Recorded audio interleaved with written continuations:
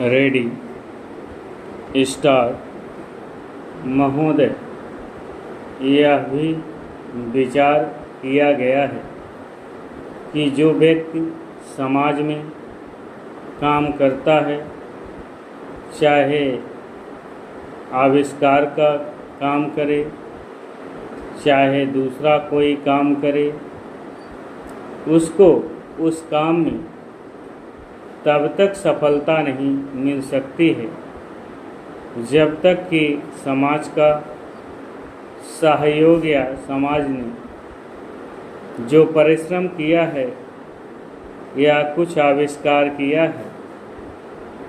उसका उपयोग उसको प्राप्त न उसका उपयोग वह न कर सके।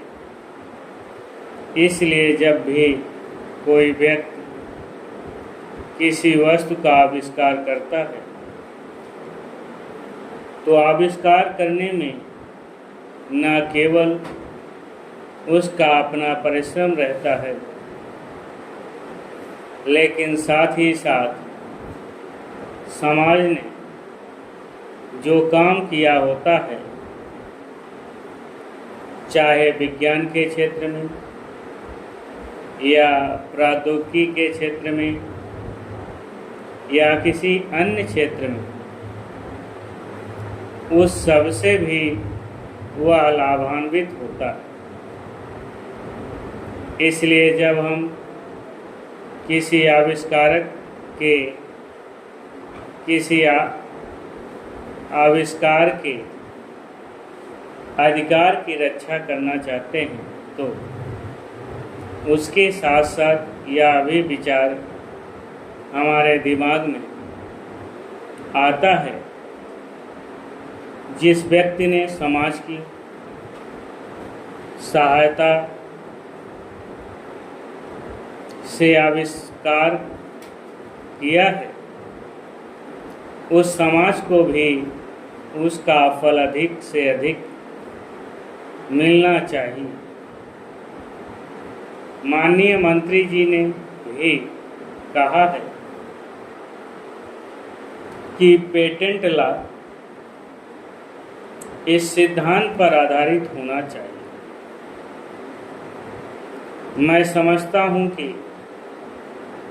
पेटेंट लॉ के पीछे दो सिद्धांत निश्चित हैं। पहला सिद्धांत तो यह है कि जो व्यक्ति परिश्रम करके धन लगाकर, अपना दिमाग लगाकर के किसी वस्तु का आविष्कार करता है, उसके तथा अपने परिवार के लोगों के अधिकारों की जहाँ रक्षा होनी चाहिए, उसके साथ ही साथ जैसा मैंने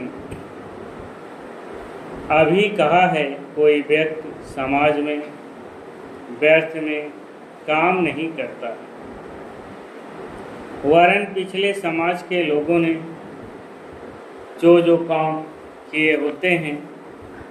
चाहे विज्ञान के क्षेत्र में या प्रौद्योगिकी के क्षेत्र में या किसी अन्य क्षेत्र में, और जिनके आधार पर वह कोई आविष्कार करता है, उसको उसका प्रतिफल तो मिले, लेकिन जो परिणाम हो उसका प्रतिफल समाज को भी मिलना चाहिए। मंत्री महोदय ने कहा है कि जो यह सिद्धांत है वह भी इस विधेयक के पीछे स्थापित किया गया है और इस बात का ध्यान रखा गया है कि जहां हम किसी व्यक्ति के आविष्कार के जो अधिकार हैं, चाहे धन के उपार्जन का अधिकार हो या प्रतिष्ठा प्राप्त करने का अधिकार हो, उसे प्रतिष्ठा का और चाहे धन का, दोनों का लाभ व्यक्ति विशेष को भी मिले। Ready star.